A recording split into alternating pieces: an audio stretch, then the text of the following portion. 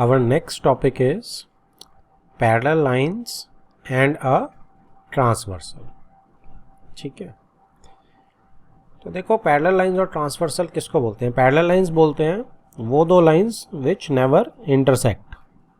ये parallel lines होगी दो। अब इन दो लाइंस को जो एक लाइन दो अलग अलग पॉइंट्स पे कट करती है, इंटरसेक्ट करती है, उसको ट्रांसवर्सल बोलते हैं। ठीक है, तो ये जो टेढ़ी लाइन है जो इन दो पैरेलल लाइंस को दो अलग अलग पॉइंट्स पे इंटरसेक्ट कर रही है, इसको हम ट्रांसवर्सल बोलते हैं। ठीक है, तो अब देखो ये फिगर एक दी हुई है, इसमें दो लाइंस दी हुई हैं, ऑब्वियसली ये पैरेलल तो है नहीं। ठीक है, तो इसमें ये जो एंगल्स हैं, इनकी एंगल्स की नोटेशन को समझाने के लिए कि हम इनको क्या क्या नाम देंगे, तो आप देखो ये एंगल्स की नंबरिंग कर रखी है। जो ट्रांसवर्सल कौन सी है? एल ट्रांसवर्सल है, जो एम और एन लाइन को इंटरसेक्ट कर रही है पी और क्यू के ऊपर। तो इस पे पी पे देखो चार एंगल्स बन रहे हैं, एंगल 1, एंगल 2, एंगल 3, एंगल 4, और क्यू पे angle 5, angle 6, angle 7 and angle 8, ये एंगल्स बन रहे हैं। ठीक है, तो इसमें अब कैसे रहेंगे? देखो जो मेरे बाहर की तरफ एंगल रहते हैं, यानी कि एंगल 1 ये वाला एंगल, और एंगल 2 यानी कि ये वाला एंगल, और एंगल 8 ये वाला एंगल, और एंगल 7, तो इनको हम बोलते हैं एक्सटीरियर एंगल्स। क्या बोलते हैं इनको हम? Exterior angles. ठीक है, क्योंकि देखो बाहर की साइड है दोनों लाइंस के, और जो अंदर वाले एंगल्स हैं 3 और 4 और 5 और 6, इनको बोलते हैं हम इंटीरियर एंगल्स। ठीक है जी, इनको क्या बोलते हैं हम? Interior angles. तो ये वोकैबुलरी हमें बिल्कुल क्लियर होनी चाहिए। इसके बाद आपके पास अलग अलग एंगल्स आते हैं।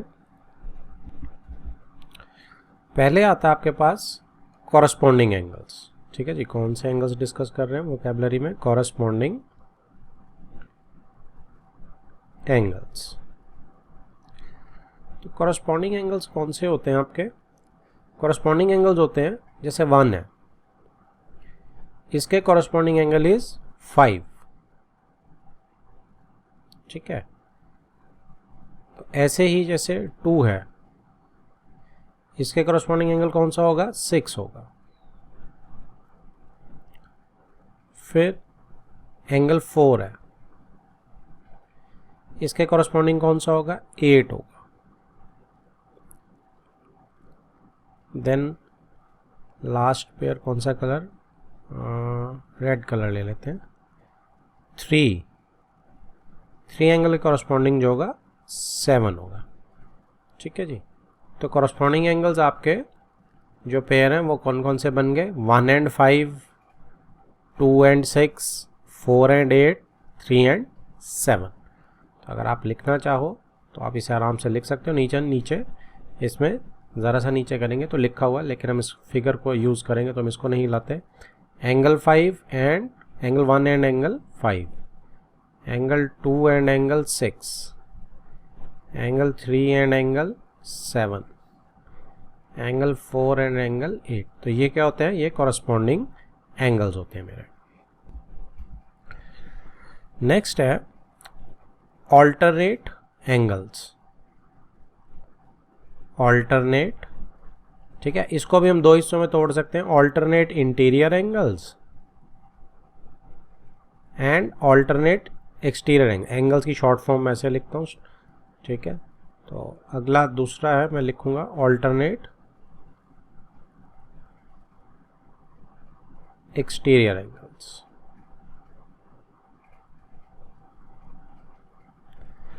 तो ऑल्टरनेट एक्सटीरियर, पहले इंटीरियर बता देता हूँ मैं आपको रेड से, जैसे हमने किया। तो जो 4 एंगल, ये इंटीरियर एंगल है, तो इसके ऑल्टरनेट इंटीरियर एंगल होगा 6। ठीक है, ट्रांसवर्सल के दोनों एक दूसरी तरफ होंगे, ऑल्टरनेट से हम इसको याद रख सकते हैं। ठीक है, और दूसरा एंगल क्या होगा? दूसरा एंगल इज, इसी से करते हैं, इसके साथ वाला कर लेते हैं 3। तो 3 के बराबर कौन सा होगा जी? 5। बराबर नहीं कहेंगे, बराबर पैरेलल लाइंस में जाके आते हैं, वो वहाँ बताऊंगा आपको, अभी तो सिर्फ हम नेमिंग कर रहे हैं। तो 3 और 5 जो होंगे वो ऑल्टरनेट इंटीरियर एंगल्स होंगे, यानी कि कौन से दो पेयर हो गए? एंगल 4 एंड एंगल 6, और दूसरा पेयर कौन सा हो गया, एंगल 3 एंड एंगल 5, ये हैं ऑल्टरनेट इंटीरियर एंगल्स। अब आगे एक्सटीरियर की बारी। एक्सटीरियर एंगल्स आपको पता है बाहर वाले हैं, जैसे एंगल 1 है, इसके एक्सटीरियर कौन सा मिलेगा आपको, एंगल 7 ऑल्टरनेट, ठीक है ना, ट्रांसवर्सल के ऑपोजिट साइड एक्सटीरियर वाला। तो एंगल 1 एंड एंगल 7। दूसरा जो आपको एंगल मिलेगा दैट वुड बी, इसमें ग्रीन कलर यूज़ करते हैं, 2 के साथ आपको कौन सा मिलने वाला है ऑल्टरनेट एक्सटीरियर, 8, ट्रांसवर्सल के ऑपोजिट एक दूसरे के। तो एंगल 2 के साथ आपको कौन सा मिलेगा, एंड एंगल 8, ठीक है। तो ये मेरे alternate interior angles and alternate exterior angles होते हैं। नेक्स्ट एक और टर्म हम यूज कर लेते हैं,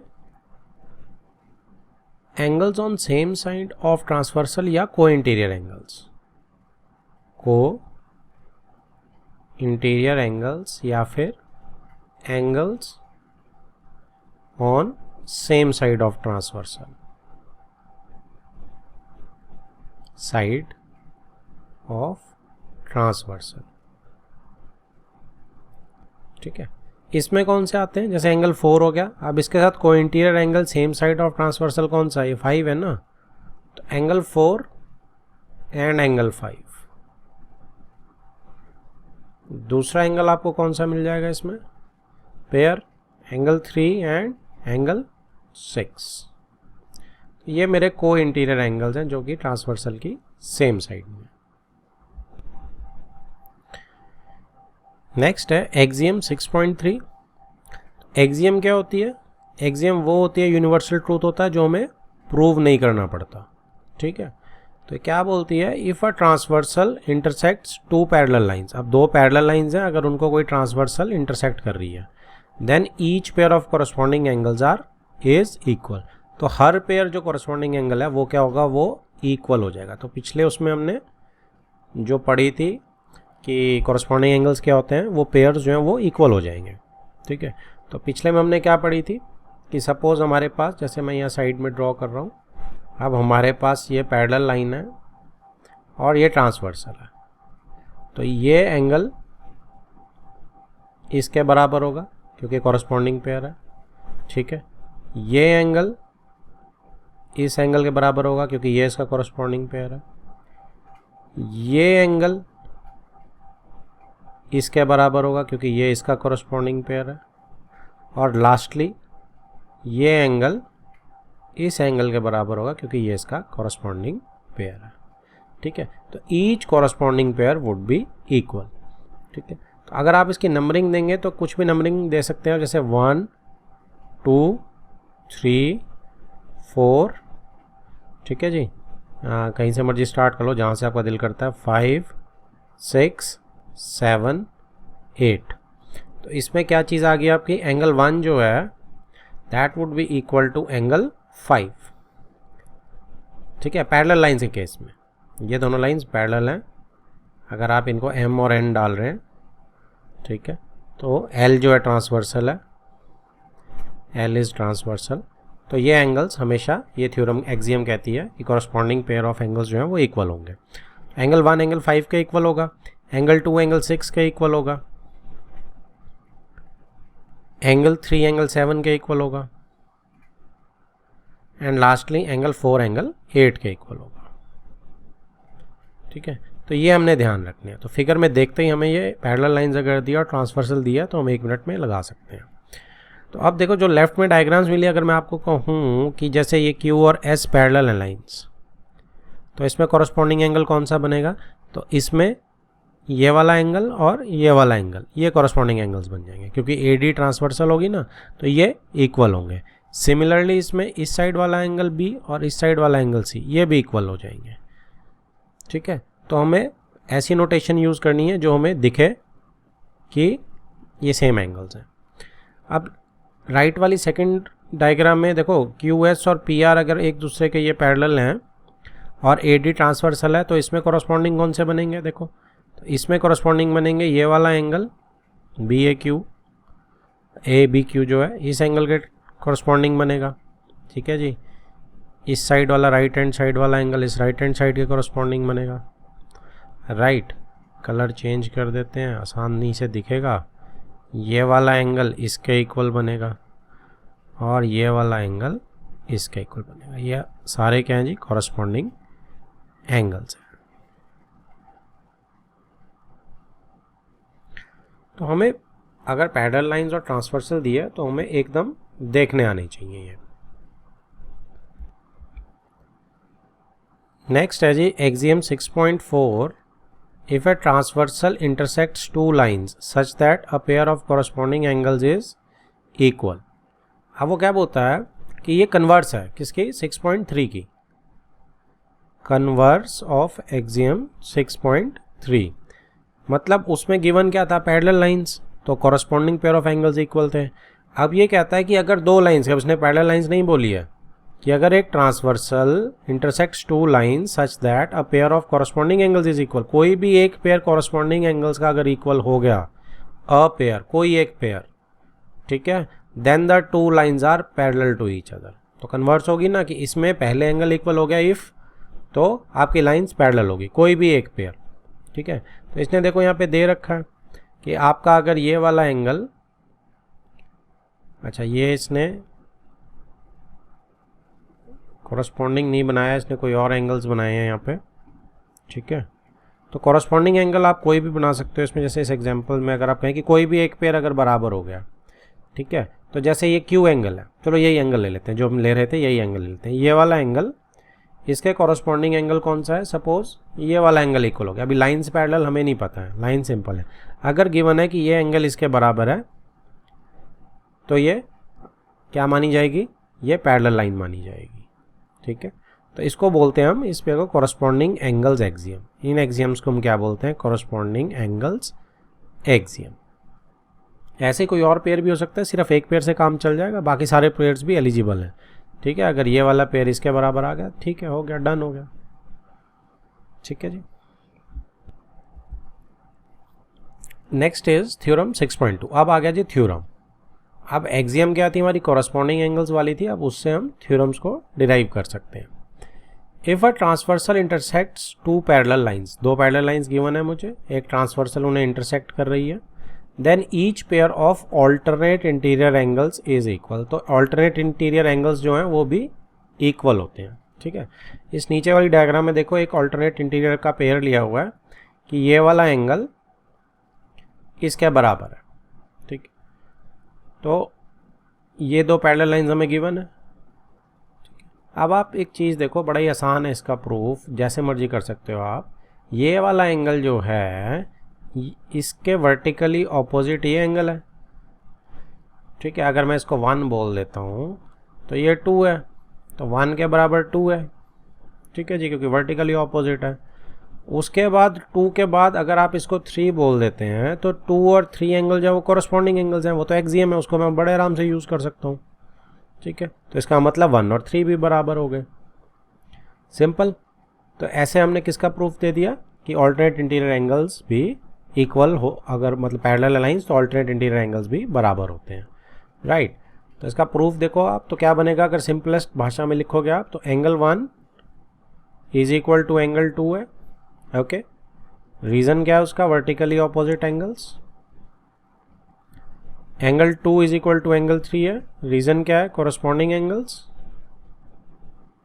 तो इन दो से क्या निकल गया, क्या, this implies angle 1 is equal to angle 3। Proof हो गया, बस यही करना था हमने प्रूफ की ऑल्टरनेट इंटीरियर एंगल्स इक्वल होते हैं।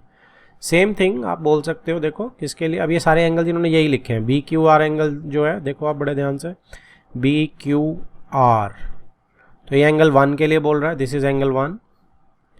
P Q A is angle 2, फिर बी क्यू आर जो है क्यू आर सी के बराबर है, दैट इज एंगल सी। तो वही चीज़ आ गई, angle 1 is equal to angle 3, ठीक है। But they are corresponding angles, reason भी वही है। So A B is parallel to C D, ठीक है, हो गया जी। अच्छा, so A B is parallel to C D नहीं, ये तो नीचे का कर रहा है, बस आपके लिए इतना था, आपने जो प्रूव करना था कि आपका ऑल्टरनेट इंटीरियर एंगल्स इक्वल होता है, वो हो गया हमारा प्रूफ। नेक्स्ट है थ्योरम 6.3। ये 6.2 का क्या है जी, कन्वर्स है।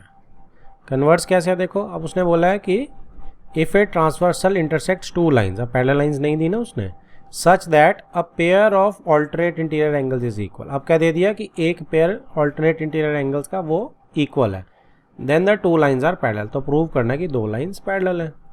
तो ये नीचे देखो मैं इसका करूँ कितना ही बिल्कुल जो अभी हमने किया वही चीज़ कर सकते हैं, दो लाइंस हैं, हमें नहीं पता है पैरेलल है, इंटरसेक्ट ट्रांसवर्सल कर रही है। अब आपको एक पेयर इक्वल दिया हुआ है इंटीरियर ऑल्टरनेट इंटीरियर एंगल्स का, तो मैं इसको इसके बराबर ले लेता हूँ, 1 को 2 के बराबर ले लेता हूँ। अब आपको पता है ये 1 जो है क्या इसके बराबर ये 3 नहीं होगा, वर्टिकली ऑपोजिट एंगल, अगर 1 3 के बराबर है, ठीक है ना, 1 इज इक्वल टू 3 के बराबर है और 1 ही इज इक्वल टू 2 के बराबर है, 1 is equal to 3 vertically opposite angle है और 1 इज इक्वल टू 2 क्या है, ये तो गिवन है हमें, ठीक है। तो इससे क्या मतलब हुआ, एंगल 2 एंगल 3 के बराबर नहीं हो गया क्या,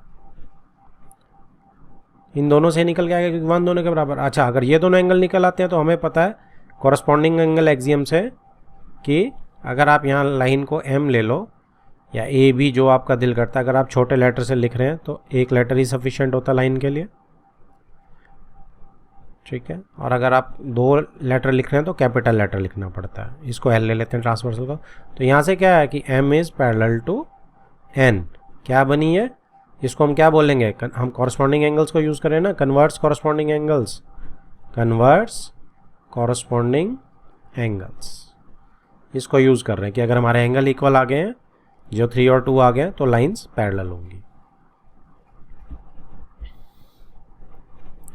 नेक्स्ट इज थ्योरम 6.4, ये क्या बोल रही है, if a transversal intersects 2 parallel lines, तो 2 पैरेलल लाइंस मुझे गिवन है, then each pair of interior angles on the same side of transversal, तो जो interior angles on the same side of transversal हैं जिसे हम को इंटीरियर एंगल्स बोलते हैं, ठीक है, इज सप्लीमेंट्री, तो जो पेयर है वो सप्लीमेंट्री होगा। सप्लीमेंट्री एंगल्स कौन से होते हैं, जिन दो एंगल्स का सम 180 डिग्री होता है, ठीक है ना, जिन दो एंगल्स का सम, एनी 2 एंगल्स का सम 180 डिग्री हो उसे हम सप्लीमेंट्री एंगल्स बोलते हैं, राइट। तो अब जब इसको नीचे ड्रॉ करते हैं तो 2 पैरेलल लाइंस हैं, ट्रांसवर्सल है, अब same side of transversal interior angles ये 2 हो गए जी, जिन्हें हमने को इंटीरियर एंगल्स कहा था। अब ये 1 ले लेते हैं, इसको 2 ले लेते हैं, ओके। तो अब हमें क्या करना है, हमें बताना है कि इन दोनों का सम जो होता है वो 180 डिग्री होता है, तभी ये सप्लीमेंट्री बनेंगे ना, पैरेलल लाइंस मुझे गिवन है। तो आप देखो अगर मुझे पैरेलल लाइंस गिवन है तो आप ये देखो कि 2 के कॉरस्पॉन्डिंग एंगल कौन सा है, ये 3 है कि नहीं है, ठीक है, और 1 और 3 जो वो लीनियर पेयर बना रहे हैं एडजेसेंट एंगल्स है स्ट्रेट लाइन पे, तो इनका सम 180 होगा। तो अगर 1 और 3 का सम 180 होगा तो 3 की जगह तो मैं 2 भी डाल सकता हूँ, तो 1 और 2 का सम भी 180 होगा, ठीक है, बन गए सप्लीमेंट्री। तो ये प्रूफ है जी इसका। तो अब क्या बोलोगे आप बोलोगे कि angle 2 is equal to angle 3 corresponding angles, क्योंकि पैरेलल मुझे गिवन है ऑलरेडी लाइंस। और उसके बाद आप क्या बोलेंगे कि angle 1 plus angle 3 is equal to 180 degree, क्योंकि लीनियर पेयर है जी ये। तो इसका क्या मतलब हुआ, फ्रॉम 1 एंड 2 ऊपर वाली इक्वेशन से हम क्या बोल सकते हैं कि angle 1 plus angle 2 is equal to 180 degree, ठीक है। और यही हमने प्रूव करना था, क्योंकि सप्लीमेंट्री वजन करने थे ना हमने प्रूव कि 2 एंगल्स जो इंटीरियर होते हैं को इंटीरियर एंगल्स आर सप्लीमेंट्री। ऐसे ही आप इसी के साथ जोड़ के अगर आप पढ़ेंगे किस चीज़ को, थ्योरम 5 को, इसी की कन्वर्स है। वो कह रहा है कि if a transversal intersects 2 lines, 2 lines, parallel lines नहीं बोल रहा, simple 2 lines, such that pair of interior angles on same side, तो pair of interior angles on same side of transversal मतलब को इंटीरियर एंगल्स इज सप्लीमेंट्री। अब ये given है कि 2 एंगल्स का सम अब आपको सप्लीमेंट्री गिवन है। इसी डायग्राम के हिसाब से अगर आप ले लेंगे तो angle 1 plus angle 2 is equal to 180 आपको गिवन है जी। Then the 2 lines are parallel, आपको प्रूव करना है कि दोनों लाइंस पैरेलल हैं। तो इसमें देखो सिंपल है, 1 प्लस 2 180 गिवन है, 1 प्लस 3 तो 180 हमेशा रहेगा, उसको तो हम हटा नहीं सकते। तो इसका मतलब 2 एंगल 3 के बराबर है, क्योंकि अगर एंगल 1 प्लस एंगल 3 जो है 180 है लीनियर पेयर से, इसको कोई नहीं हटा सकता। और एंगल 1 प्लस एंगल 2 180 अब ये गिवन है मुझे, ठीक है, तो ऊपर वाली 2 से आप क्या निकाल सकते हैं, देखो एंगल 1 किसी चीज़ में ऐड होकर 180 बना रहा है, नीचे भी एंगल 1 किसी चीज़ में ऐड होकर 180 बना रहा है, तो दोनों चीज़ इक्वल हुई ना वो, तो angle 2 is equal to angle 3 आ गए यहाँ से, तो angle 2 is equal to angle 3 आ गया, तो कॉरस्पॉन्डिंग एंगल्स बन गए। तो इसका क्या मतलब हुआ कि फिर से आप अगर इसका नाम दे दें m और n, तो m जो है that is parallel to n, ये हमने प्रूव कर दिया, कन्वर्स ऑफ कॉरस्पॉन्डिंग एंगल्स। ठीक है जी, समझ आ गया आपको। नेक्स्ट है जी lines parallel to same line. ठीक है, जैसे ये थ्योरम 6.6 है नीचे, इसको आप पढ़ो। ये क्या बोल रही है कि lines which are parallel to the same line, जो कि सेम लाइन के पैरेलल हैं, are parallel to each other, वो एक दूसरे के भी पैरेलल होंगी। ठीक है, कहने का मतलब क्या है, जैसे आप ऊपर से ये लाइंस ले सकते हैं, जैसे m है, n है, l है। ठीक है, m जो है हम मान लेते हैं कि m भी l के पैरेलल है और n भी l के पैरेलल है, तो m n आपस में पैरेलल होंगी कि नहीं होंगी। ठीक है, तो ये हमारी थ्योरम है। इनको हम किस में लेते हैं कि lines parallel to same line. तो सेम लाइन मेरी कौन सी है, l है। सेम मैं इसके आगे डालता हूँ ताकि हमें याद रहे। तो अब इसका प्रूफ बड़ा ही सिंपल है। देखो अगर n जो है l के पैरेलल है तो कॉरस्पॉन्डिंग एंगल्स इक्वल होंगे, तो यानी एंगल 3 जो है that will be equal to angle 1, right. अब आपकी 2b जो है वो भी m जो है वो भी l के पैरेलल है, तो एंगल 2 जो है वो भी एंगल 1 के इक्वल होगा क्योंकि वो भी कॉरस्पॉन्डिंग एंगल है। तो एंगल 3 भी एंगल 1 के बराबर है, एंगल 2 भी एंगल 1 के बराबर है, तो एंगल 3 एंगल 2 के बराबर हो गया क्योंकि दोनों एक ही चीज़ के बराबर हैं। तो जैसे ही एंगल 3 एंगल 2 के बराबर हुआ तो हमारी कॉरस्पॉन्डिंग एंगल्स का कन्वर्स काम करा और जो मेरी m है वो n के पैरेलल हो गई। तो इसका मतलब सारी, सिर्फ 3 ही नहीं, जितनी भी पैरेलल लाइंस हैं वो सारी आपस में पैरेलल होती हैं। अगर वो एक लाइन के सेम लाइन के पैरेलल हैं तो वो आपस में सारी पैरेलल होंगी। सेम चीज़ से लिखिए, angle 1 is equal to angle 2 है, angle 1 is equal to angle 3 है, कॉरस्पॉन्डिंग एंगल्स की एक्सियम। तो इसका मतलब है एंगल 2 एंगल 3 के बराबर हो गई। ठीक है, क्योंकि दोनों सेम चीज़ के बराबर हैं। तो इससे क्या आ गया, इससे निकल के आ गया कि m जो है वो n के पैरेलल है, converse of corresponding angles axiom. Reasons आपने हर चीज़ के साथ लिखने हैं। Okay, next is example 4 in figure this, नीचे दी हुई है जो, if PQ is parallel to RS। तो PQ जो है मुझे RS के पैरेलल दिया। Angle MXQ is equal to 135, ये हमें दिख ही रहा है, एंगल MXQ जो है वो 135 है। एंड एंगल MYR इज 40, तो एंगल MYR हमें यहाँ पे 40 दिया हुआ है। फाइंड एंगल XMY, XMY यानी ये वाला एंगल, तो हमें ये फाइंड आउट करना है। ठीक है, अब देखो इस एंगल में मुझे कुछ भी नज़र नहीं आ रहा है, 2 लाइंस पैरेलल है, मैं उनका फ़ायदा भी नहीं उठा पा रहा हूँ। तो इसके लिए क्या करते हैं कि इसको हम एक, क्योंकि हमें पता है कि अगर मैं किसी एक के भी ड्रॉ करूँगा पैरेलल, वो दूसरी के ऑटोमेटिक पैरेलल हो जाएगी। तो मैं एक लाइन को कंस्ट्रक्शन कर रहा हूँ, ड्रॉ कर रहा हूँ पैरेलल किसी भी लाइन के। ठीक है, जैसे इसने AB पॉइंट्स ले लिए यहाँ पे, तो AB पैरेलल RS ड्रॉ कर रहा हूँ मैं। जैसे ही आप AB पैरेलल RS ड्रॉ करोगे, ऑब्वियसली अभी ऊपर थ्योरम पढ़ी है कि AB पैरेलल RS होगी तो PQ भी RS के पैरेलल है, तो सारी तीनों आपस में पैरेलल हो जाएंगी।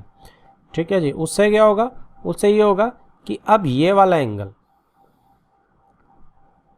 ठीक है, ये क्या बन जाएगा, ये आपका बन जाएगा जी को इंटीरियर एंगल। किसके साथ, पैरेलल लाइंस तो हैं दोनों, तो इसका और इसका सम कितना हो जाएगा। अगर मैं इसको एंगल 1 मान लूँ या x मान लूँ, तो इन दोनों का एडिशन करोगे आप तो 180 आएगा, को इंटीरियर एंगल्स।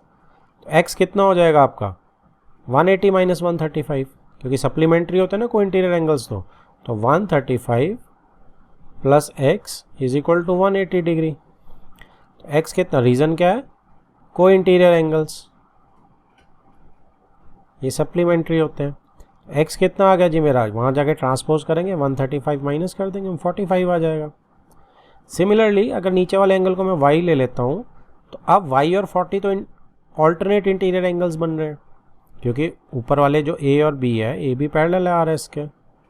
तो इसमें हम क्या बोलेंगे, इसमें हम बोलेंगे कि y is equal to 40 degree, और रीज़न क्या है, ऑल्टरनेट इंटीरियर एंगल्स, ये इक्वल होते हैं। ठीक है, अब x भी आ गया, y भी आ गया।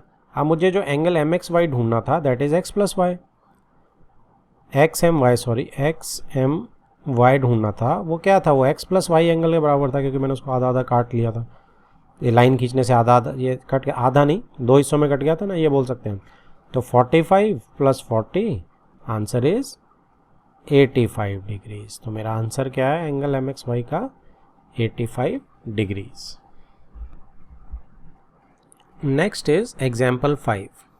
ठीक है, ये सुपरस्टार क्वेश्चन है जी, ये टीचर्स का फेवरेट क्वेश्चन है, ये पेपर में आने के बहुत चांसेस हैं। ये क्या बोलता है, if a transversal intersects two lines such that, अब टू लाइन्स बोला है, पैरेलल नहीं बोला उसने, such that bisectors of a pair of corresponding angles. तो किसके बाइसेक्टर्स, बाइसेक्टर्स मतलब जो आधे आधे काटते हैं, किसके, of pair of corresponding angles, किसी एक कॉरस्पॉन्डिंग एंगल्स के पेयर के, यानी एंगल बाइसेक्टर्स हो गए। आर पैरेलल, कौन पैरेलल, अब एंगल बाइसेक्टर पैरेलल है। ठीक है, then prove that two lines are parallel, तो प्रूव करो कि दो लाइन्स पैरेलल है। कौन सी टू लाइन्स, इन्हीं टू लाइन्स की बात कर रहा हो। तो क्या बोलता है देखो, if a transversal intersects two lines, तो टू लाइन्स कौन सी होगी, P Q and R S. इन दो लाइन्स को ट्रांसवर्सल कौन सी, ए डी जो है वो इंटरसेक्ट कर रही है। ठीक है जी, सच दैट, कैसे इंटरसेक्ट कर रही है, such that bisectors of pair of corresponding angles. ठीक है, तो जो ये कॉरस्पॉन्डिंग एंगल्स है, जो इसमें जैसे हमने ड्रॉ कर दिया है कि एंगल बी और एंगल सी, ये एक पेयर उठा लिया हमने।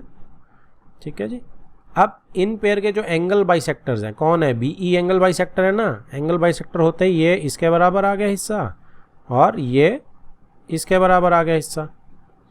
ठीक है, तो बी ई और सी जी जो एंगल बाइसेक्टर हैं, जो एंगल को दो टुकड़ों में तोड़ रहे हैं, दे आर पैरेलल।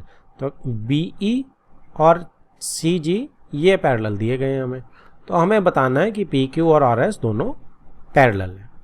ठीक है जी, अब आप क्या कर सकते हैं, आप इसकी नंबरिंग कर सकते हैं, 1 2 3 4, इससे समझने में थोड़ी आसानी रहेगी। अब देखो पैरेलल कौन सी लाइंस हैं, बी ई और सी जी ना। तो बी ई और सी जी अगर पैरेलल हैं तो ट्रांसवर्सल कौन सी है, ए डी। तो ये एंगल क्या हो गया, कॉरस्पॉन्डिंग एंगल्स हो गए ना इसके, बी ई और सी जी के कॉरस्पॉन्डिंग एंगल्स हो गए, ये ए और डी वाल में जो बना रही है ट्रांसवर्सल। तो यानी कि एंगल 1 और एंगल 3 अब ये इक्वल हो जाएंगे, क्योंकि कॉरस्पॉन्डिंग एंगल्स हैं ये, क्योंकि ये तो पैरेलल है लाइन। तो आप क्या कहेंगे, आप कहेंगे कि angle 1 is equal to angle 3 हो गया। ठीक है, कॉरस्पॉन्डिंग एंगल्स। ठीक है, आप इसमें लाइन भी बता सकते हैं किसके हैं ये, बी ई पैरेलल सी जी के हैं ये। ओके, नाउ एंगल 1 एंगल 3 के बराबर आ गया। अच्छा, अब कोई चीज़ अगर आधी बराबर है तो अगर मैं उसको डबल कर दूं तो वो भी तो बराबर होगी। ठीक है, तो मैं क्या कर रहा हूँ, दोनों तरफ 2 से मल्टीप्लाई कर रहा हूँ। तो 2 angle 1 is equal to 2 angle 3। ये स्टेप को आप अच्छे से समझेंगे। मैं कलर चेंज करके इस पर स्टार लगा रहा हूँ, क्योंकि कोई चीज़ अगर आधी बराबर है, अगर मैं उन दोनों को डबल कर दूंगा तब भी तो वो बराबर रहेंगी। ठीक है, तो मैंने 2 angle 1 is equal to 2 angle 3 कर दिया। अब 2 एंगल 1 क्या है, 2 बार 1, यानी कि एंगल 1 प्लस 1 लिख सकता हूँ मैं, और एंगल 3 प्लस 3 लिख सकता हूँ। ठीक है, तो मुझे क्या करना है, प्रूव करना है मुझे कि ये पूरा एंगल चाहिए मुझे इसके बराबर, तभी कॉरस्पॉन्डिंग एंगल बनेगा, तभी लाइंस पैरेलल आएंगी। तो ये कैसे आ गया, अब 1 प्लस 1, अब 1 और 2 तो बराबर है क्योंकि एंगल बाइसेक्टर है। तो मैं किसी एक 1 की जगह एंगल 2 लिख सकता हूँ, बिल्कुल लिख सकता हूँ। तो angle 1 plus angle 2 is equal to, अब 3 और 4 भी बराबर है, तो किसी एक 3 की जगह मैं एंगल 4 लिख सकता हूँ, बिल्कुल लिख सकता हूँ। तो क्या हो गया जी, एंगल 1 प्लस 2 देखो पूरा का पूरा एंगल ए बी क्यू बन गया। 1 plus 2 is angle A B Q, और 3 प्लस 4 एंगल बन गया पूरा B C S, B C S. अब ये दोनों एंगल बराबर आ गए, दैट मीन्स कॉरस्पॉन्डिंग एंगल के टाइप की तरह बिहेव करेंगे ये। तो मेरी बी क्यू आर एस के पैरेलल आ गई। तो this implies P Q parallel R S, और रीजन क्या बनेगा, कन्वर्स कॉरस्पॉन्डिंग एंगल्स, ठीक है ना। और आप यहाँ क्या लिखेंगे, एंगल 1 को 2 से क्यों रिप्लेस किया, इस लाइन का रीजन क्या होगा, इस लाइन का रीजन होगा कि मुझे गिवन है ये एंगल बाइसेक्टर्स हैं, ये एंगल बाइसेक्टर्स, ठीक है। Angle 1 is equal to angle 2, angle 3 is equal to angle 4, ये गिवन है, ये हम गिवन में टॉप में लिख देंगे, एंगल बाइसेक्टर्स का यही मतलब है, ठीक है जी। समझ आया आपको, ये बड़ी अच्छी चीज़ है और इसको हमें बहुत जगह यूज़ करेंगे आगे, ये बहुत अच्छे से समझ आनी चाहिए आपको। Next is example 6, in figure 6.27 A B is parallel to C D, A B जो है जी that is parallel to C D, and C D is parallel to E F, C D is parallel to E F. तो basically theorem से हमें क्या मिल गया, तीनों पैरेलल हो गई। Also E A is perpendicular to A B, E A is perpendicular to A B, तो ये एंगल 90 डिग्री मिल गया हमें। If angle B E F is 55 degrees, तो बी ई एफ ये वाला एंगल है that is 55 degrees. Find the values of x y and z, तो एक्स वाई एंड जेड यहाँ पे लिखे हुए हैं हमें। तो देखो ये पैरेलल लाइंस तो हैं सारी, तो आप इसको जैसे मर्जी निकाल सकते हैं। जैसे कि अब आपको पता है ये लाइन पैरेलल है, तो ये 55 और ये y ये को इंटीरियर एंगल्स बना रहे हैं, सेम साइड ट्रांसवर्सल के हैं, तो इन दोनों का सम कितना होगा, 180 डिग्री होगा। तो y एंगल कितना हो जाएगा जी, it will become 180 degree minus 55 यानी कि 125, और रीज़न क्या होगा इसका, को इंटीरियर एंगल्स, ठीक है। ऐसे ही y पता लग गया तो x पता लग गया, ये भी 125 हो जाएगा। क्यों हो जाएगा, क्योंकि x और y के हैं कॉरस्पॉन्डिंग एंगल्स हैं, corresponding angles x equal y, ठीक है। अब रहेगी z की बारी, तो z आप देख सकते हो ये पूरा एंगल कितना होगा, 90 डिग्री होगा ना ये पूरा एंगल। क्यों 90 डिग्री होगा, क्योंकि को इंटीरियर एंगल से सामने वाला 90 होगा, ठीक है। तो आप इसको क्या बोल सकते हो, एंगल, या आप एक काम करो तीनों को ऐड करके 180 कर दो, को इंटीरियर कर दो, काम ही हो गया आपका। तो आप इसको क्या बोल सकते हो, आप इसे बोल सकते हो ये 90 है, एंगल का नाम देना चाहो वो कर दो। तो एंगल 90 देखो नीचे इसने दिया हुआ है 90 प्लस z प्लस 55, क्योंकि ये पूरा एंगल एक एंगल बन रहा है और ये दोनों को इंटीरियर एंगल्स हैं, इज इक्वल टू 180। आप ये इसने दिया हुआ interior angles on same side of transversal, ठीक है ना। Angle E A B, angle E A B ये वाला एंगल है, plus angle F E A पूरा एंगल है, तो ये 180 डिग्री है क्योंकि को इंटीरियर है। बस इनमें डाल दिया आपने वैल्यूज, अब यहाँ से z आ गया दैट इज 135, वो सॉरी खाली 35 ट्रांसपोज करके। तो ऐसे हमारा x y z तीनों निकल आए जी। Next is exercise 6.2 first question. क्या बोल रहे हैं, in figure 6.28 find the values of x and y and then show that A B is parallel to C D, ठीक है। पहले हमें एक्स वाई की वैल्यू फाइंड आउट करनी है और फिर बताना है कि A B is parallel to C D, okay. तो एक्स वाई की वैल्यू देखो, ये 50 डिग्री है, तो एक्स क्या हो जाएगा जी, सीधा सीधा लीनियर पेयर बन रहा है, स्ट्रेट लाइन है क्योंकि, तो लीनियर पेयर से कितना आ जाएगा ये 130, क्योंकि दोनों का सम 180 होना चाहिए, ओके। उसके बाद वाई देखो आप 130 के वर्टिकली ऑपोजिट है, यहाँ पे लीनियर पेयर है और यहाँ पे y 130 के वर्टिकली ऑपोजिट है, तो y कितना हो जाएगा 130 वर्टिकली ऑपोजिट एंगल, ठीक है। तो x एंड y तो मेरे आ गए। अब देखो दोनों ही x और y दोनों 130 हैं, तो ऑल्टरनेट इंटीरियर एंगल्स का कन्वर्ट्स लगा और A B parallel C D हो गए, ठीक है। तो इसको हम लिखेंगे कैसे, इसको हम लिखेंगे x plus 50 is equal to 180 degree, ठीक है। ब्रैकेट में रीजन लीनियर पेयर, तो x is equal to 130 degree, ठीक है जी। नेक्स्ट y प्लस नहीं करेंगे, y is equal to 130 degree, reason is vertically opposite angles, ठीक है। तो x और y दोनों बराबर आ गए, तो इसका क्या मतलब हुआ कि x is equal to y is equal to 130 degree आ गया। So this implies A B is parallel to C D, क्या लगा, converse of alternate interior angles, short form में लिख रहा हूं मैं। ठीक है, क्लियर है जी। Next is question number 2।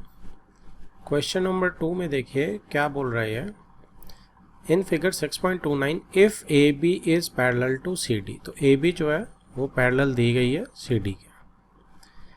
C D is parallel to E F. तो सी डी किसके पैरेलल है, ई एफ के।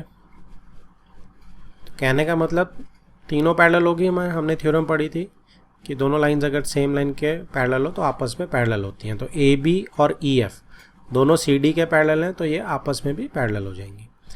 And y ratio z is equal to 3:7। तो y और z की जो रेशो है एंगल की वो है 3:7। ठीक है, फाइंड x, हमें x फाइंड आउट करना है। ओके, तो देखो इसमें अगर हम कॉमन फैक्टर को x तो इसमें है कोई k ले लेंगे। Let the common factor be k. ठीक है जी, तो y is equal to 3k हो जाएगा और z जो है वो मेरा 7k हो जाएगा, राइट। तो अब यहाँ पे देखेंगे अगर आप, तो y और z तो अलग अलग है, लेकिन कोई बात नहीं। आप अगर ये इस एंगल को देखेंगे तो ये एंगल भी तो y है, क्योंकि वर्टिकली ऑपोजिट एंगल्स हैं, है ना। तो जैसे ये इसके एंगल बराबर हो गया, अब y और z को इंटीरियर एंगल्स हो गए, इन दोनों का सम 180 डिग्री हो गया। एक मुझे यहाँ से रिलेशनशिप मिल गई है ना, और दूसरी उधर x प्लस वाई भी मेरा 180 डिग्री है, क्योंकि वो भी को इंटीरियर एंगल्स हैं। तो देखते हैं इनसे क्या निकल गया। तो हमने x ही निकालना है ना। तो मेरे पास दो कंडीशंस हैं, और वो कंडीशंस क्या हैं कि सबसे पहले एंगल 1 कहते हैं इसे, डी, इसका नाम भी कुछ नहीं है, तो यहाँ पे मैं एंगल 1 डाल रहा हूँ इसको। ठीक है, so angle 1 is equal to y, vertically opposite angles. ठीक है, और तो एंगल 1 कितना हो गया, अच्छा आगे हम करते हैं y के बराबर हो गया एंगल, तो यानी 3k ले लेंगे इसे हम। ठीक है, इज इक्वल टू 3k डाल सकते हैं आप। So this implies angle 1 is equal to 3k, आप इसको डाल सकते हैं। ऑल्सो y प्लस z, यानी कि angle 1 plus z is equal to 180 degree, co interior angles. ठीक है, तो 1 की जगह मैं 3z डाल सकता हूँ, या z की वैल्यू मैं यहाँ से निकाल सकता हूँ, या मैं एंगल 1 की वैल्यू यहाँ से निकाल सकता हूँ। देखते हैं हम इसको कैसे यूटिलाइज करेंगे, राइट। अब नेक्स्ट आइटम यहाँ पे ऊपर x plus y it is also equal to 180 degrees, ये भी को इंटीरियर एंगल्स है। ठीक है जी, अब x मुझे निकालना है, तो x is equal to 180 minus y। अब मुझे y की वैल्यू इसमें डालनी है। तो अब हम एक काम करते हैं, जो हमने k एज्यूम करा था उसकी वैल्यू निकाल लेते हैं। और वैल्यू कैसे निकल के आएगी, वैल्यू ऐसे निकल के आएगी कि यहाँ पे 1 की जगह मैं क्या पुट कर सकता हूँ, y कितना है 3k, z की जगह मैं क्या पुट कर सकता हूँ 7k यहाँ से। ठीक है जी, इज इक्वल टू 180, तो 10k इज इक्वल टू 180 और k is equal to 18 degrees. ठीक है जी, तो 18 डिग्री आ गया मेरा। तो इधर से मैं क्या कर सकता हूँ, मैं y की वैल्यू निकाल सकता हूँ, यानी कि इसमें डाल सकता हूँ, राइट। तो क्या हो जाएगा,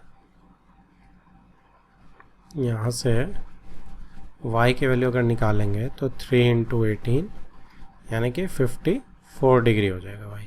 इसको मैं यूज़ करूँगा कहाँ पे, यहाँ पे x की कहाँ से आ जाएगी वैल्यू 180 माइनस 54 डिग्रीज। ठीक है जी, तो कितना आ गया 126, x की वैल्यू इज 126 डिग्रीज।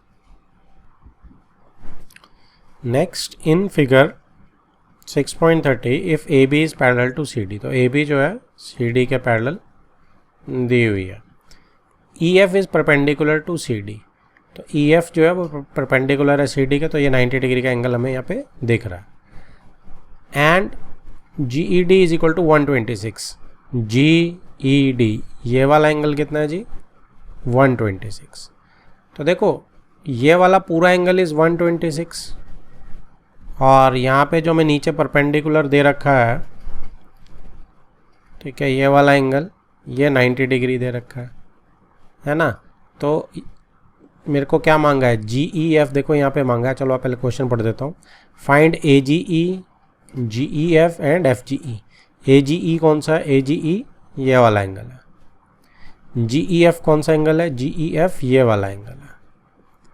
और एफ जी ई कौन सा है, एफ जी ई ये वाला एंगल है। तो ये ढूंढने मुझे सारे। अब ये वाला एंगल है जो जी ई एफ, ठीक है, मैं इसको नंबरिंग दे रहा हूँ 1 2 3।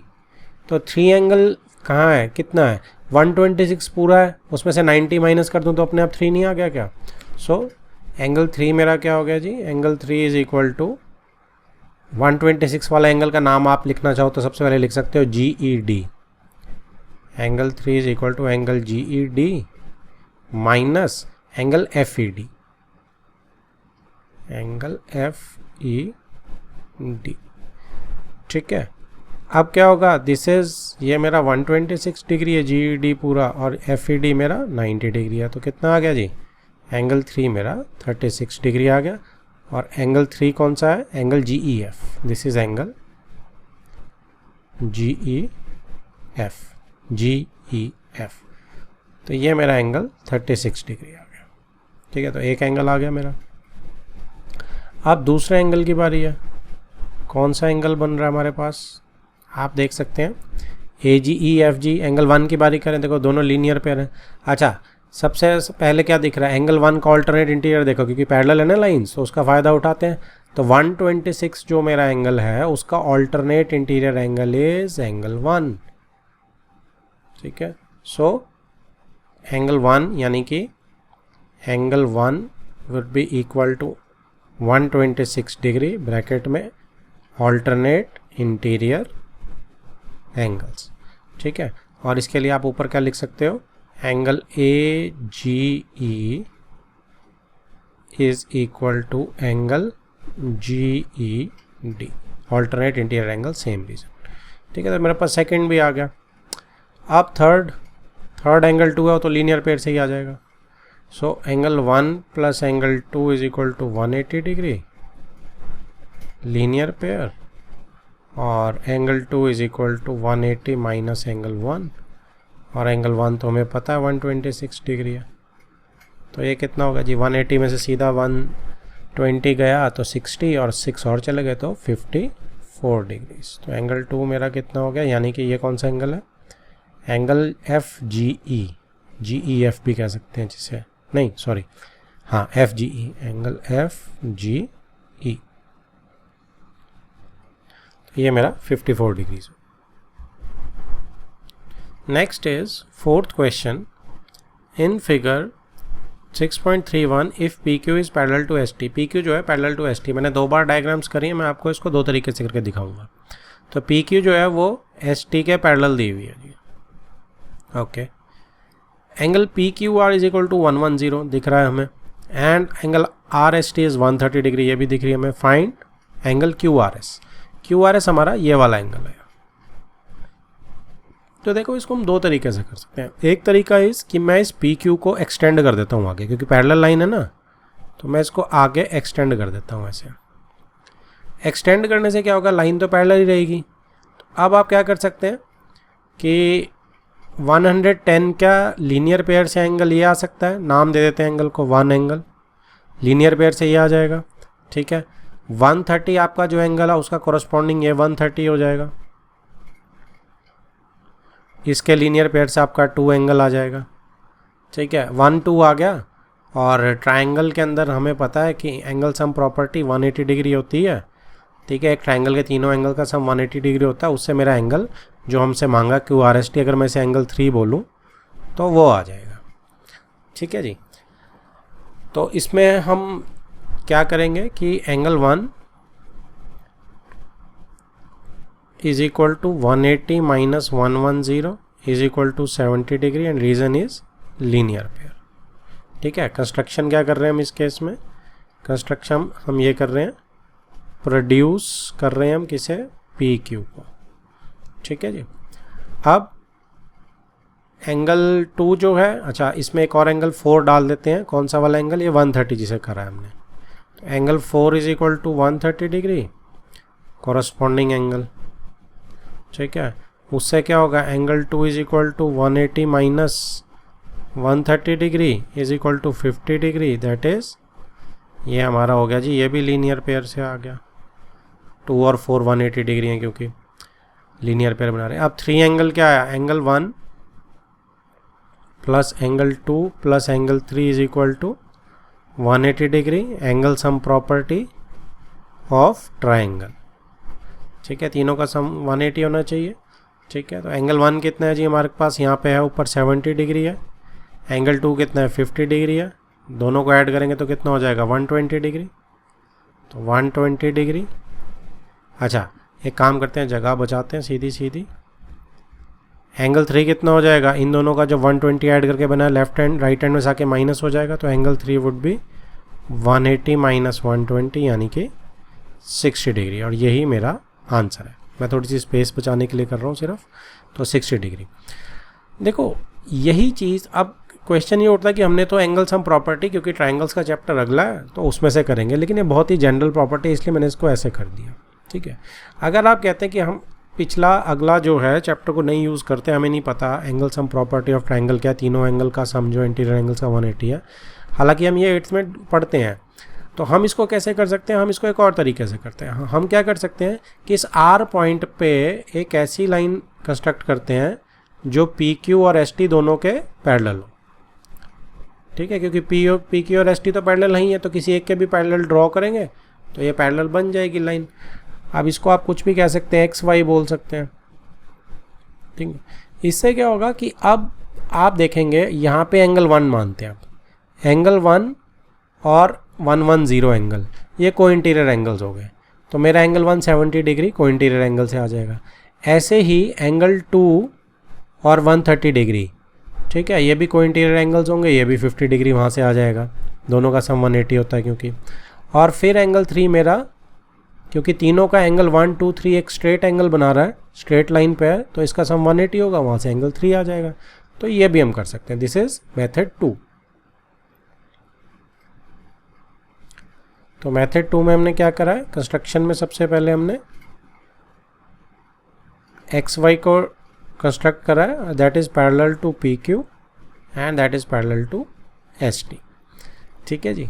अब क्या होगा कि angle 1 is equal to 180 degree minus 110, that is 70 degree, ठीक है, और रीजन क्या है इसका, को इंटीरियर एंगल्स। ऐसे ही एंगल 2, वो भी 180 में से 130 को माइनस करेंगे, 50 डिग्री आएगा, को इंटीरियर एंगल्स, ठीक है। और angle 1 plus angle 2 plus angle 3 जो है जी वो 180 डिग्री होगा, क्योंकि स्ट्रेट एंगल है, स्ट्रेट एंगल, ओके। सो 1 प्लस 2 फिर से 70 प्लस 50 कितना हो जाएगा, 120 हो जाएगा, उस साइड जाके माइनस करेंगे तो 180 माइनस 120, एंगल 3 फिर से 60 डिग्री आ गया, ठीक है, जो हमसे मांगा गया था। तो दोनों एंगल आप देख सकते हैं बिल्कुल बराबर आ रहे हैं। तो जो मेथड आपको ठीक लगता है, दोनों टेक्निकली ओके, आप दोनों से कर सकते हैं। Next is 5th question in figure 6.32 if A B is parallel to C D. तो ए बी जो है that is parallel to C D, ठीक है जी, तो ये पैरेलल है दोनों lines. Angle A P Q is equal to 50 degree दिख रहा है हमें, and P R D is equal to 127 degree, ये भी मार्क्ड है फिगर में। फाइंड एक्स एंड वाई, तो एक्स एंड वाई को हमने फाइंड करना है, तो बहुत ही आसान है। देखो ये 50 है, तो इसका ऑल्टरनेट इंटीरियर एंगल एक्स, क्योंकि पैरेलल ऑलरेडी दी हुई है, तो ये तो 50 सीधा सीधा हो जाएगा। अब इसमें 127 डिग्रीज है, अब इसका ऑल्टरनेट इंटीरियर एंगल्स क्या है, इसका ऑल्टरनेट इंटीरियर एंगल ये पूरा है, क्योंकि ट्रांसवर्सल जो है पी आर बन रही है ना, तो ये पूरा angle is alternate interior angle of 127, तो इससे हमारा एंगल आ जाएगा।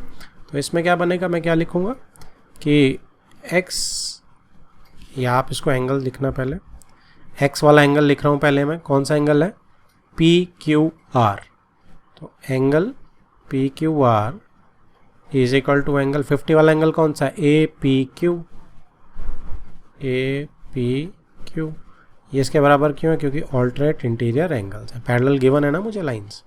तो अब इसमें क्या होगा, x is equal to 50 degree हो जाएगा। ठीक है, एक चीज़ आ गई मेरी। नेक्स्ट, अब एंगल ए पी आर, ये वाला पूरा angle is angle A P R. तो angle A P R is equal to angle 127 वाला कौन सा है, पी आर डी। ये भी ऑल्टरनेट इंटीरियर एंगल्स हैं। तो ए पी आर कितना है, 50 प्लस वाई, दो एंगल्स के मिक्स होके बन रहा है 50 और वाई, तो 50 प्लस वाई। और पी आर डी अकेला कितना है, 127। तो यहाँ से y आ जाएगा 127 में से 50 को सब्ट्रैक्ट कर देते हैं, कितना आ गया जी, 77। तो इससे मेरी x और y देखो दोनों निकल आए। Next is 6th question. क्या बोल रही है, in figure 6.33 P Q and R S are two mirrors. तो ठीक है जी, पी क्यू जो है ये ऊपर वाला मिरर दिख रहा है आपको, और आर एस नीचे वाला मिरर है, placed parallel to each other. तो ये दोनों एक दूसरे के पैरेलल है। An incident ray A B, incident ray मतलब मिरर के ऊपर साइंस के टेक्निकल वर्ड्स हैं, ए बी जो है इंसिडेंट रे है। सो इंसिडेंट रे क्या होता है जी, इंसिडेंट रे आप ऐसे मान के चलो कि यहाँ पे आपने ए पॉइंट पे एक टॉर्च रखी हुई है, ठीक है, तो वो टॉर्च की जो लाइट है इस मिरर पे पड़ रही है, तो कैसे पड़ेगी, ए से बी पे जाएगी ना, इसलिए ये इंसिडेंट रे होगी। ठीक है, उसके बाद क्या है, ए बी रे जो है strikes the mirror P Q at B, P Q mirror को वो बी पे स्ट्राइक कर रही है। ठीक है, the reflected ray moves along the path B C. अब वो रिफ्लेक्शन हुई उस पर बी पे लगने के बाद मिरर से, और किस पाथ पे रिफ्लेक्शन हुई है, बी सी पाथ पे रिफ्लेक्शन हुई है। ठीक है जी, अब जो बी सी लाइट है and strikes the mirror R S at C. अब आर एस मिरर को ये जो रिफ्लेक्टेड रे है मेरी बी सी, वो सी पे स्ट्राइक कर रही है, तो इसके लिए इस मिरर के लिए ये इंसिडेंट रे होगी, है ना। एंड अगेन रिफ्लेक्ट, और दोबारा रिफ्लेक्ट कर रही है बैक अलॉन्ग सी डी, और सी डी के अलॉन्ग मतलब यहाँ पे वो फिर से रिफ्लेक्ट करी। कहने का मतलब पहले ए से बी की तरफ चली, यहाँ पे रिफ्लेक्ट करी पी क्यू मिरर पे बी पे, और फिर वो सी की तरफ चली और सी पे रिफ्लेक्ट करी डी पे। ठीक है, prove that A B parallel C D, हमें प्रूव करना है कि ए बी और सी डी पैरेलल है। ठीक है जी, तो इसमें हम क्या करते हैं, इसमें हम दो चीज़ों का दो प्रॉपर्टीज़ यूज़ करेंगे। एक प्रॉपर्टी इंसिडेंट रे और रिफ्लेक्टेड रे की होती है, उसको यूज़ करेंगे, साइंस में यूज़ करते हैं हम इस प्रॉपर्टी को, और वो क्या होती है, वो मैं यहाँ लिख देता हूँ property, that is angle of incidence is equal to angle of reflection. ठीक है, तो एंगल ऑफ इंसिडेंस जो होता है वो एंगल ऑफ रिफ्लेक्शन के बराबर होता है। अब इंसिडेंस किसे बोलते हैं, देखो एंगल ऑफ इंसिडेंस बोलते हैं हम, यहाँ पे मैं एक हल्का सा ड्रॉ कर देता हूँ कि हम बी पॉइंट के ऊपर एक परपेंडिकुलर बनाएंगे, ऐसे ही हम सी पॉइंट के ऊपर भी एक परपेंडिकुलर ड्रॉ करेंगे। ठीक है, दोनों मेरे 90 डिग्रीज हैं। इस परपेंडिकुलर के साथ जो इंसिडेंट रे एंगल बनाती है उसे बोलते हैं एंगल ऑफ इंसिडेंस, तो इसको मैं नाम दे रहा हूँ I1। ठीक है, ऐसे ही इसी परपेंडिकुलर के साथ जो रिफ्लेक्टेड रे एंगल बनाती है उसको बोलते हैं एंगल ऑफ रिफ्लेक्शन, यानी कि R1। R1 मैंने नाम दे दिया। कहने का मतलब क्या हुआ कि I1 एंगल जो है, angle I1 is equal to angle R1। ठीक है जी, तो ये होता है angle of incidence is equal to angle of reflection. अब दूसरे RS मिरर के लिए क्या होगा, एंगल ऑफ इंसिडेंस क्या बन जाएगा जी, ये वाला एंगल बन जाएगा, क्योंकि यहाँ से आ रही है इंसिडेंट रे इसके लिए, तो इसके परपेंडिकुलर के साथ, तो ये हो जाएगा I2 दे देते हैं इसको कि सेकंड एंगल ऑफ इंसिडेंस है। तो दूसरा एंगल ऑफ रिफ्लेक्शन क्या होगा, ये वाला हो जाएगा आपका, तो R2। ठीक है, I2 is equal to R2 भी होगा, क्योंकि यहाँ पे भी एंगल ऑफ इंसिडेंस हमेशा ही बराबर होता है, साइंस का ये रूल है। ओके, अब इसमें आपको एक और चीज़ देखनी है कि मेरे पी क्यू पैरेलल है। अब उन दोनों को अगर मैं 90 डिग्री बनाऊंगा तो क्या मेरे ये दोनों भी पैरेलल नहीं हो जाएंगे? बिल्कुल हो जाएंगे, ठीक है जी। तो जो मेरे परपेंडिकुलर्स बनाए हैं मैंने, वो भी आपस में क्या हो जाएंगे? पैरेलल हो जाएंगे, क्योंकि ऑलरेडी दोनों लाइंस परपेंडिकुलर हैं, वो पैरेलल हैं। अगर मैं उन दोनों के परपेंडिकुलर बनाऊंगा तो दोनों ही परपेंडिकुलर हो जाएंगे। आप इसको बड़े आराम से वेरीफाई कर सकते हो। कैसे कर सकते हो?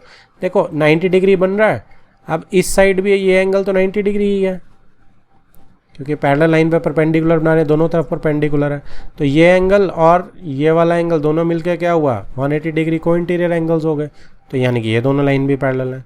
आप इसको L और M डाल दो, ठीक है। तो इससे क्या प्रॉपर्टी बन गई कि मेरे जो पैरेलल लाइंस को परपेंडिकुलर खींचते हैं हम, वो भी आपस में पैरेलल होते हैं। तो इस प्रॉपर्टी को मैं लिख रहा हूँ कि हम यहाँ लिखेंगे, पहले तो हम लिखेंगे कंस्ट्रक्शन, और कंस्ट्रक्शन इज कि BL and CM perpendicular to RS and PQ, दोनों को सेम टाइम पे परपेंडिकुलर है, ठीक है। तो इससे क्या निकल के आएगा कि BL जो है वो पैरेलल रहेगी CM के, ओके, क्योंकि दोनों पैरेलल लाइंस हैं, उनके perpendicular will always be parallel. अब ये दो प्रॉपर्टीज हमें समझ आ गई। अब हम क्वेश्चन को सॉल्व करना शुरू करते हैं, ठीक है। और क्वेश्चन में हम क्या लिखेंगे? सबसे पहले देखो, जब मेरी ये दोनों लाइन पैरेलल बन गई, BL और CM, जो पिंक लाइन है मेरी परपेंडिकुलर की, तो इनके ऑल्टरनेट इंटीरियर एंगल कौन से बने? R1 और I2 बने ना, क्योंकि ये इंटीरियर एंगल्स बन गए, ठीक है जी। वर्टिकली देखने की कोशिश करो, BC जो है ट्रांसवर्सल है, तो R1 एंगल जो है वो किसके बराबर हो जाएगा? वो I2 के बराबर हो जाएगा, ऑल्टरनेट इंटीरियर एंगल्स। तो मैं यहाँ लिख सकता हूँ, क्योंकि BL जो है वो CM के पैरेलल है, तो इससे क्या निकल के आएगा कि angle R1 is equal to angle I2, alternate interior angles, ठीक है जी। अब क्या करते हैं, अगर आधे एंगल बराबर हैं तो पूरे एंगल भी बराबर होंगे, तो दोनों तरफ 2 मल्टीप्लाई कर देते हैं। 2 angle R1 is equal to 2 angle I2, ठीक है जी।